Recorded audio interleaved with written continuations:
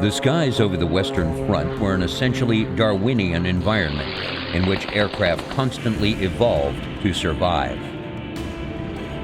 For example, when the French Nieuport 17 Scout threatened the predominance of the German Albatros D-2 fighter in 1916, the Germans simply copied the Nieuport's single-spar lower wing and created the Albatros D-3.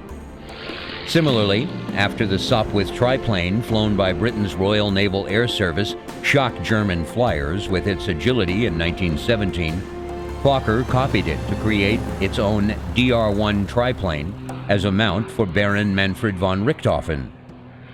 The entry of the United States into the war in April 1917 inspired Germany with a desperate urge to achieve victory before the overwhelming might of American manpower and industry could be brought to bear. The German High Command planned an ultimate offensive on the Western Front for the spring of 1918.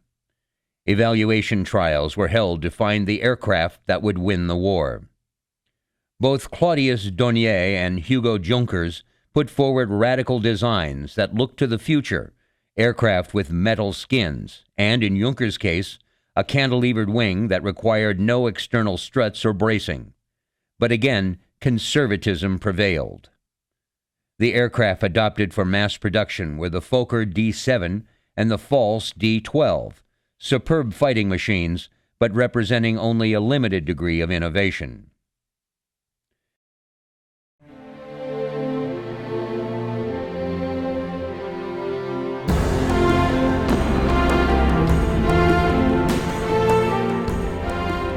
In 1917, as America prepared to enter the Great War, U.S. air power ranked just 14th in the world. We had a tiny air service going into World War I. I mean, literally, the whole thing was probably numbered in the hundreds. We had very few airplanes, very few pilots, very few mechanics, anything like that. So once we declare war in April of 1917, it becomes just this rush, this mad rush to train pilots. And so the Army then sets up, and the Navy will as well, they will set up these training bases all across the country. We didn't even have an aero squadron until something like 1914 or so. And the great man in that period was Benjamin Faulois, F-O-U-L-O-I-S. And Faulois been far overshadowed now by Billy Mitchell. But Billy Mitchell didn't even learn how to fly till 1916, and he was not considered a very good flyer. Faulois was one of the first two people testing the plane with the Wrights. And then in 1910, he and some enlisted men, 4 I think it was, that was the Air Force. One plane, one pilot, and these guys. And it was a long time before they really got going. They did. He commanded the squadron. They went down in the punitive expedition in Mexico in 1916. And most of the planes crashed down there because they were in high altitudes and they couldn't do it. So they were not that effective down there. So they set up training schools in Texas in particular. And in the southern part of the United States, where they can train not just when it's nice weather, a few months up in this part of the country, but year-round. And so they set up these training schools as fast as they possibly can. Having airfields was one thing, but who would train the young airmen? And they bring in as many people as they possibly can find who can train people how to fly. And so a lot of the early pilots, including some women, Catherine and Marjorie Stinson, for example, they and their brother start training pilots how to fly during World War I. So it's kind of all hands on deck. Let's get people trained to fly. And again, it was a novelty. It was new, it was different. People were very enthusiastic about aviation at this time period. With the trainers came thousands of recruits, eager to earn their wings of gold. Remember, you'd have air shows where tens of thousands of people would come just to watch an airplane fly. So they really didn't have a whole lot of trouble recruiting people, at least initially, but it was also very deadly. Well, you had to have a lot of guts, and the whole idea of flying, I mean, of course, people were having problems with them. You know, there was one, the Sopwith plane was rather difficult to fly, and when I was talking to one of them, I forget, maybe it was Vaughn, but he knew guys, you know, they would push the wrong button on the plane. The Spads and the Newports had different things, and if you hit the wrong control, the thing would just flip over. So we lost some people that way. But the training was so quick. I mean, you know, the war was going to be over. The first Arrow unit that we sent as a unit to the front was April, and the war's going to be over in 9 months. A lot of young men died trying to learn how to fly, not just in World War I, but in World War II as well. It was a very deadly game because you had to train them and train them fast. And you weeded out people as quickly as you could. You pushed other people forward as fast as you could, sometimes a little too fast. But it was a mad scramble to not just pilots, but also aircraft mechanics. These were very bulky machines. They needed a lot of maintenance on them. The engines, the airframes, so you also had to train all of the people who could maintain these aircraft and keep them in flyable condition. And so they're also trained at all of these fields around the country that get established.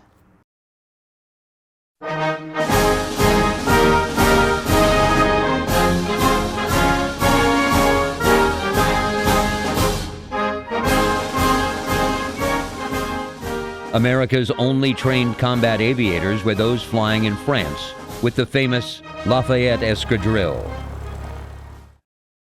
They were fighter pilots for the most part. Certainly the Lafayette Escadrille, that particular squadron, they were all fighter pilots. And as far as I know, the other guys were too. I've got a book right behind my head listing all their names and all that, and some of them were living as late as the 1980s. The Lafayette Squadron was formed in April 1916, when American Norman Prince and a group of 7 others were allowed to form a squadron in hopes that it would encourage the United States to enter the war. The Lafayette Escadrille were American volunteers, a lot of them Ivy League college students who were impatient with the United States. Some of them had ties to France, felt a great affinity for the French, and were very upset with the United States because we weren't getting involved in the war. The American volunteers were a devil-may-care group that included Ivy League football players, Southwestern cowboys, and even the son of a former president of the United States. So they decided that if the United States wasn't going to get involved, they were going to get involved. And so they went over to France and volunteered to fly for the French Air Force. And they were originally the Escadrille Américaine, and then eventually got the name after Lafayette, the French general who had come over and helped win the American Revolution, or at least had been a great aide to General Washington. Though they fought bravely, they could not compete with Germany, whose air force dominated the skies over Europe's battlefields. They actually flew for the French military and included an African American, Eugene Bullard, who is the first African American to fly as a military pilot. By June, they were thrown into the fighting over the battlefield at Verdun. Flying 5 patrols a day, all 7 of the original pilots were either killed or wounded by the end of the month. Almost a year after the United States entered the war, The Lafayette Squadron was integrated into the U.S. Army Air Service. Other American pilots serving with the French were also invited to transfer to American units, with the exception of Eugene Jacques Bullard, who was passed over because he was black.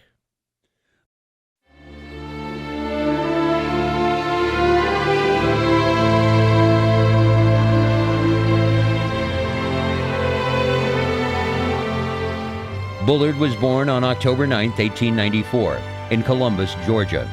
Eugene, divided by family loyalty and a quest for freedom, tearfully left his home in 1902 at the tender age of 8. The catalyst for his early departure was the unjust lynching of his father. Earlier, his father told him, "In France, a man is accepted as a man, regardless of the color of his skin." He left home seeking this paradise, this France.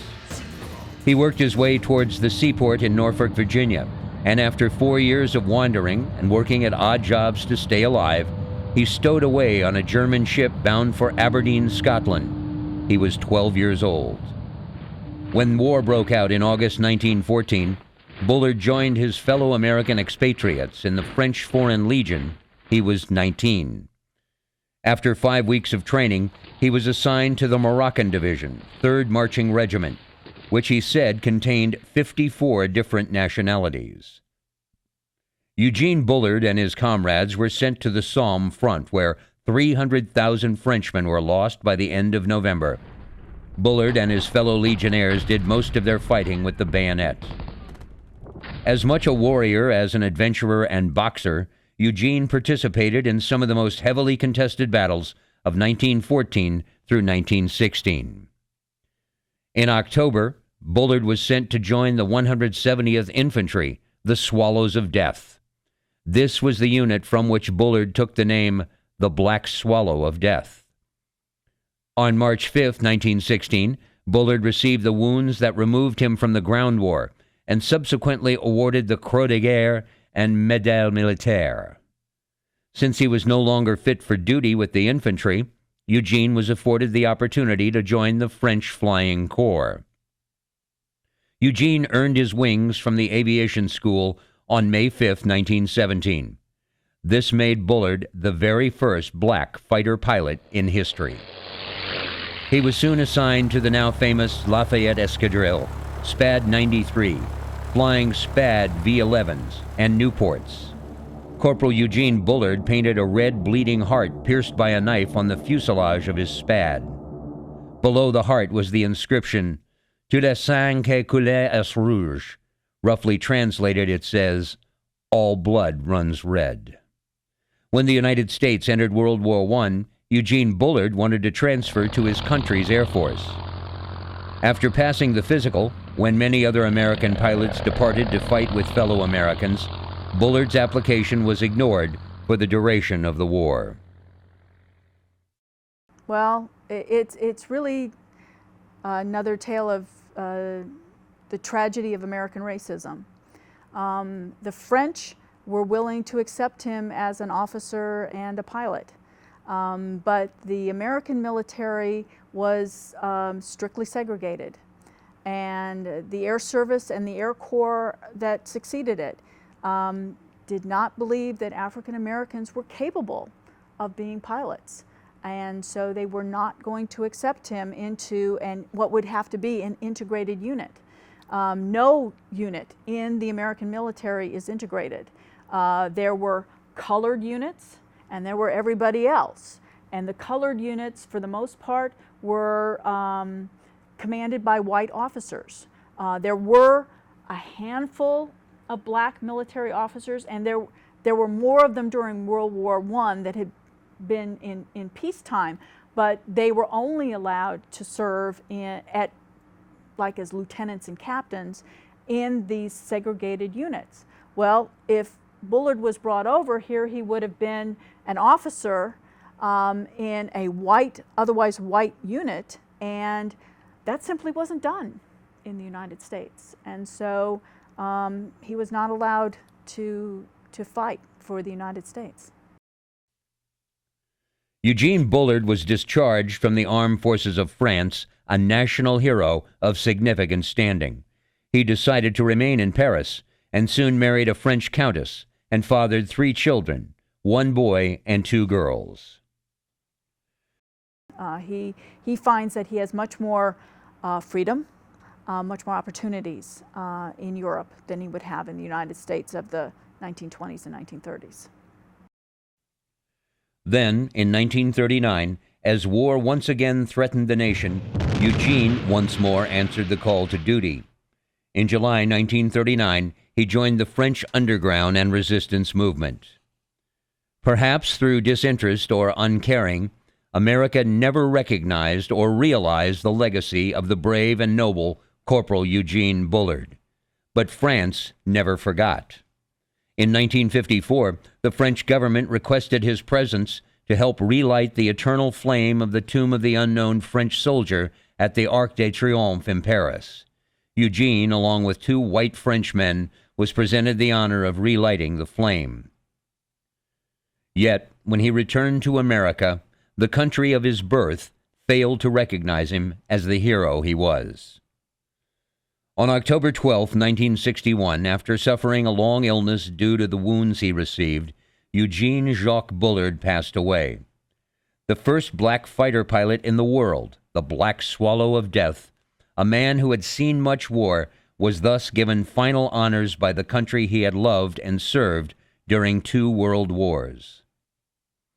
On August 23, 1994, 77 years after Bullard's American flight physical, the United States Air Force posthumously commissioned him a lieutenant.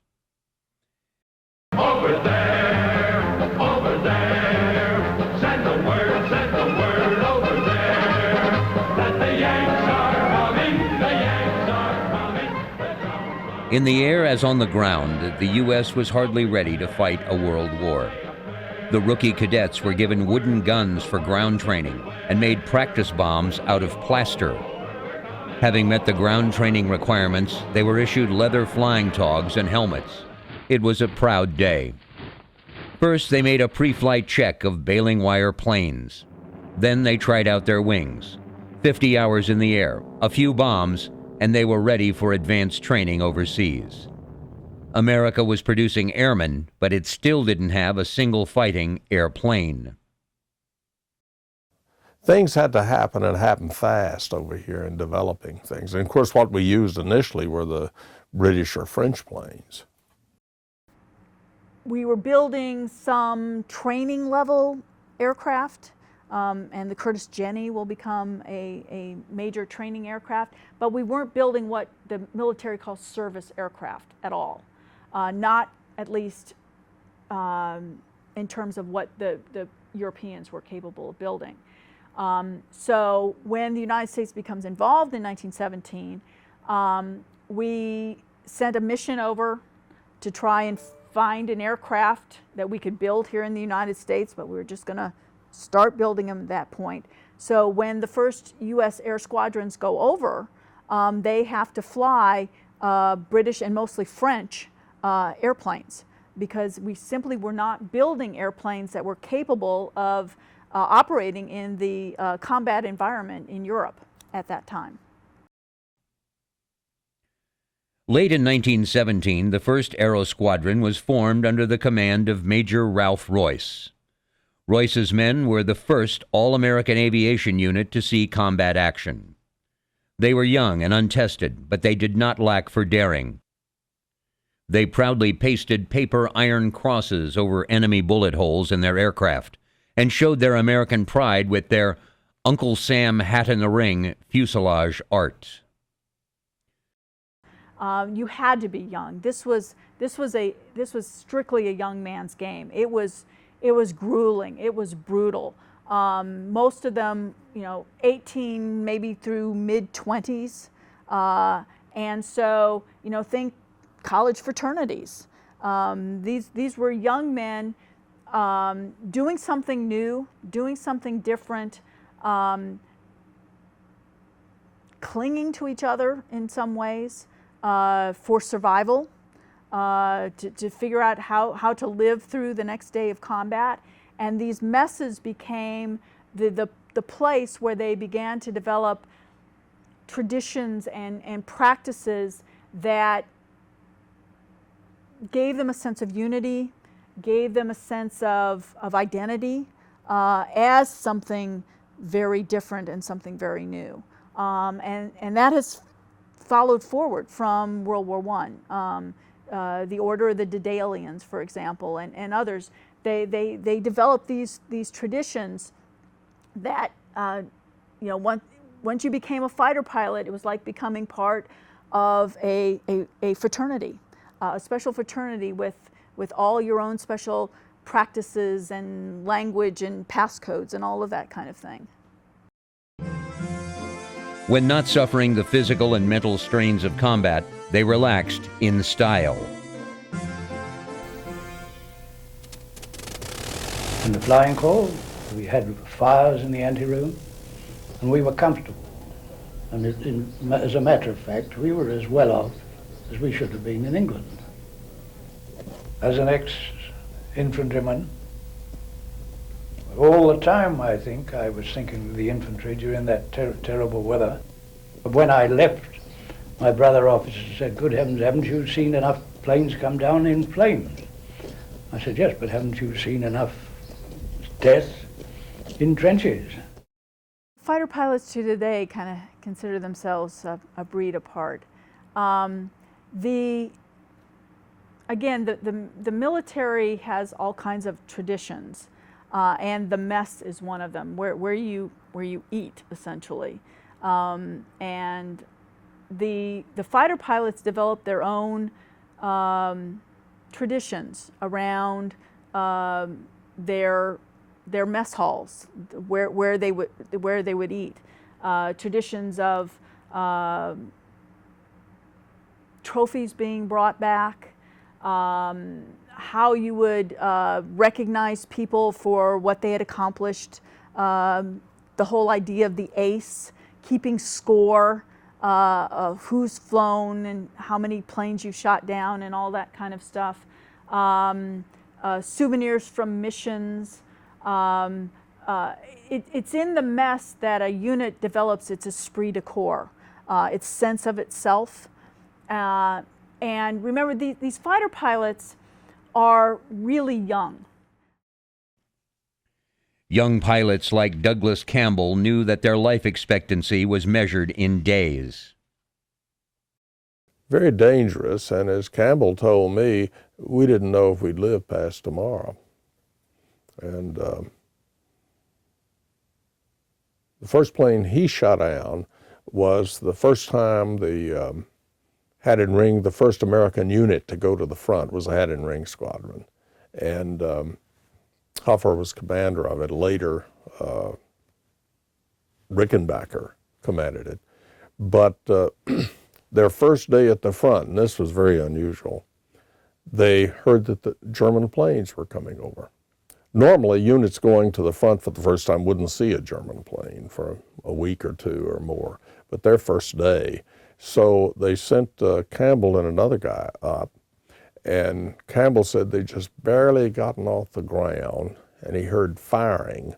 And then he said he noticed there were tracers going, he could see them going past, so obviously a German was right on his tail, which was a bad place to be for Campbell.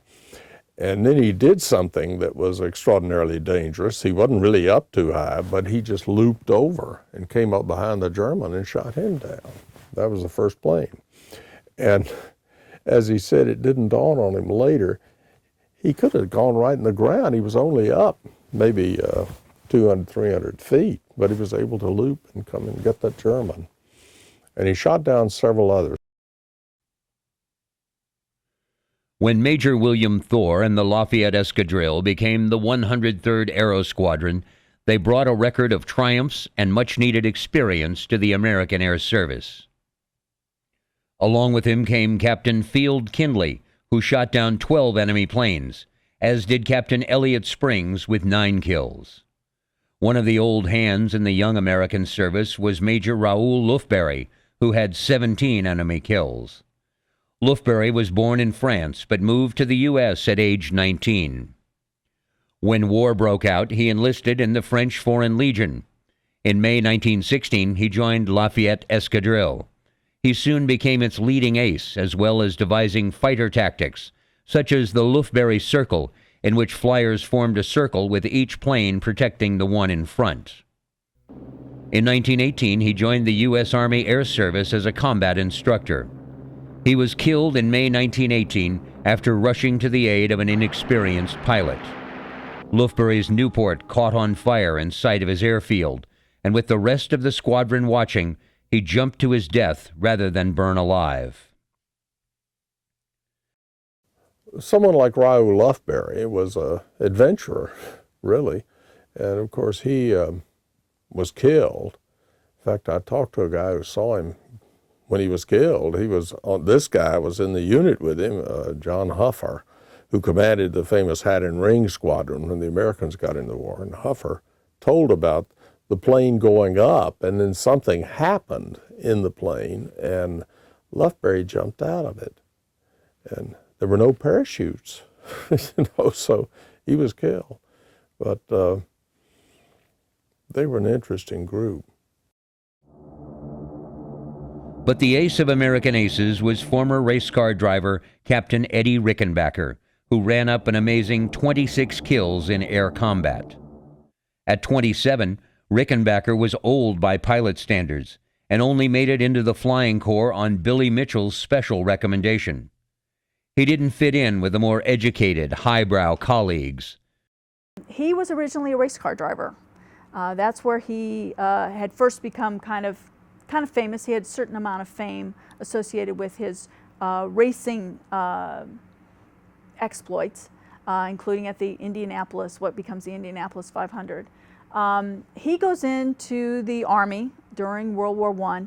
He's older than most of the other pilots. Most of these pilots are really young, 18 to 22 years old. Rickenbacker by World War I is in his late 20s, but he wanted to fight. He wanted to fly. And apparently he convinced a medical doctor to fudge his age on his certificate.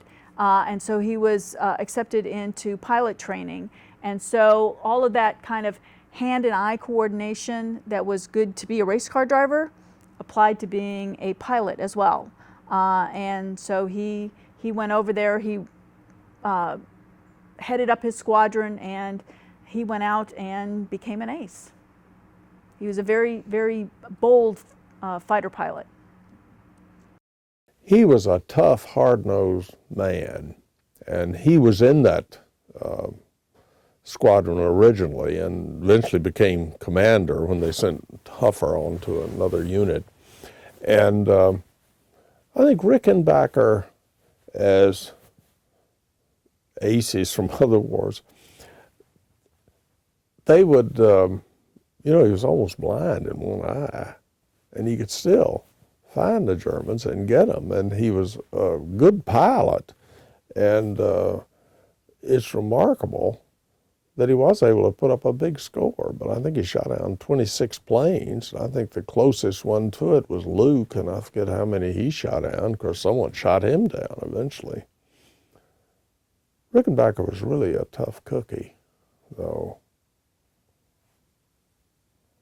He tells, actually in his book, his last memoir, well, he had one that was As Told To, but then in his memoir, he talks about that again, about his background and what he was doing and how he learned how to fly, all that. He was, he went over there as Pershing chauffeur. That was his job. And then he got pretty soon into the flying business. But what did set them right, and with his superiors, was Rickenbacker's astounding ability in the air. You get underneath the other fellow's tail, because with his guns placed as they were, he couldn't hit you, but you could have written your initials with your gun on the bottom of his fuselage. We had no conception then at what close ranges it was necessary to shoot to have any effect at all. In fact, we later on learnt that effective range was 50 yards. Rickenbacker relished his victories and kept careful track. By October 1918, he supplanted Lufberry as the Americans' top ace and was appointed commander of the 94th Squadron. The ace, I think the term comes from sports, somebody who had scored a certain amount of points or something like that. But the ace is then the kind of the ultimate fighter pilot. If you shot down 5 other aircraft, and it could be other airplanes, it could be balloons as well, but if you shot down 5 other aircraft, then you got ace status. And actually some of the highest ranking aces worldwide are still from World War I, because Germans shot down a lot of aircraft, and British shot down a lot of aircraft, and Americans came in and shot down a lot of aircraft. And like I said, it could be heavier than air flying machines. It could also be balloons. So there's a lot that you could shoot down to become an ace. But that then became the goal of these fighter pilots. That's like winning the Super Bowl or the World Series or being named the MVP, was to gain this ace status. And many of them very deliberately went out to try and gain ace status. That was kind of the thing to do. That puts you up in what's sometimes called the stratosphere. You were above all the rest of them if you were an ace. As the young Yanks took to the sky in borrowed French Newports, and if they were lucky, a few worn-out SPAD 13s, the country that first took to the skies struggled to catch up and build an American warbird. The United States not only didn't have much of an Air Force in 1917, it didn't have much of an aircraft industry in 1917. 400 some odd aircraft a year were being built in the United States. That's about it, 1914. And maybe a few more by 1917. But we had never really built military aircraft like were being built in Europe. After about 1910, aircraft development in the United States did not advance as quickly as it did in Europe.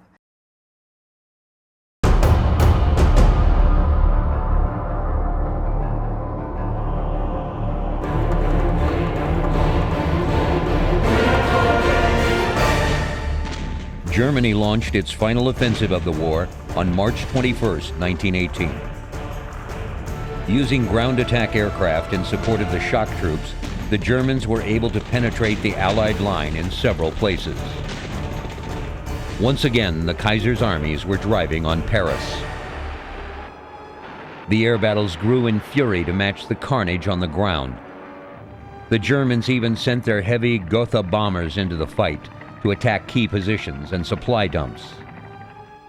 With victory in sight, the German offensive ran out of gas, literally. By June, flying missions were cut back due to the lack of fuel. While the Allies were able to replace lost aircraft and men, the Imperial German Air Service was not. American flyers were now arriving in the thousands. In July, the Allies went on the offensive. The Germans were swamped in the air by this influx of manpower and industrial might. By the time of the Saint-Michel offensive in September, the Allies had complete control of the sky. From only 500 aircraft on all fronts in 1914, air power had grown to the point where U.S. General Billy Mitchell commanded a force of 1,500 British, French, and American aircraft over a small sector of the Western Front. Mitchell was very well-to-do, silver spoon his mouth. I had a friend who said he once visited the Mitchell home in Milwaukee and said there he learned that Billy probably learned how to fly in their drawing room. It was so big, a mansion and everything. I think his grandfather had been governor or senator from the very prominent family. And he went in the Army in the Spanish-American War, and I think his father got him a commission eventually. He served as a soldier for a while, but got him a commission. And he knocked around. He was in the insurrection for a while. And he became interested in flying. He was a staff officer in D.C., and he became interested in flying around 1916 and was taking private lessons, but he never really flew a lot before the war. Then I've forgotten the thing, but he went over there as an observer in the armies. And I don't know if they sent him, they let him go at any rate, but he went over there. The result was when Pershing got off the train in Paris, Billy's waiting for him. And he became the air expert. You now not only had the French and the British, but you had the Americans, air squadrons that were there. They were able, and again, I said Billy Mitchell was able to launch multiple plane raids against German positions, coming at them from very different directions. They were able to sustain things better. They were flying with more discipline. They had heavier bombs by this time, 1,000-pound bombs by this time. I mean, 1914, 1915, they're throwing grenades out of the side of the airplane. They're dropping 1,000-pound bombs by 1918. He was the one, the advisor and all of that. Meantime, Floyd was a brigadier general at that time. Billy's a major or something. He's over in the States, using him to help plan their thing. So they don't send Floyd over there, who was really the pioneer and father of their, they don't send him over there until late spring of 18. Well, by that time, Billy is fully established, and he's got the air people over there and all of that sort of stuff. And finally, Floyd was going to take command of all this. He was a brigadier general, Mitchell was a colonel, and I saw the letter he wrote, that he wrote back and said, look, I can't deal with Mitchell, and that I'll just take command of the support element and all that, which he did. So Mitchell got all the credit and set up all the planes. Each pilot had been carefully briefed for his part in the mission. U.S. aviators in 609 American planes, now a solid part of Allied air power, rose to attack. They supported troops on the ground, struck airfields, and the most dangerous mission of them all, shot up observation balloons, burning them out of the sky and blinding the enemy artillery.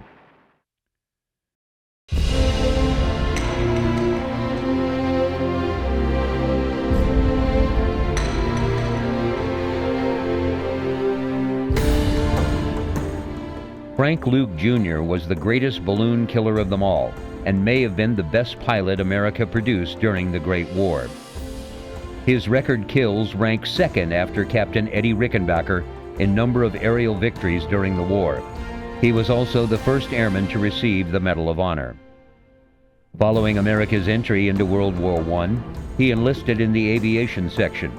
In March 1918, he deployed to France for further training, and in July was assigned to the 27th Aero Squadron.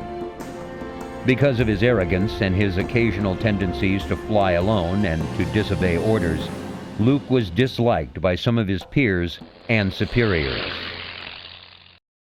I know that he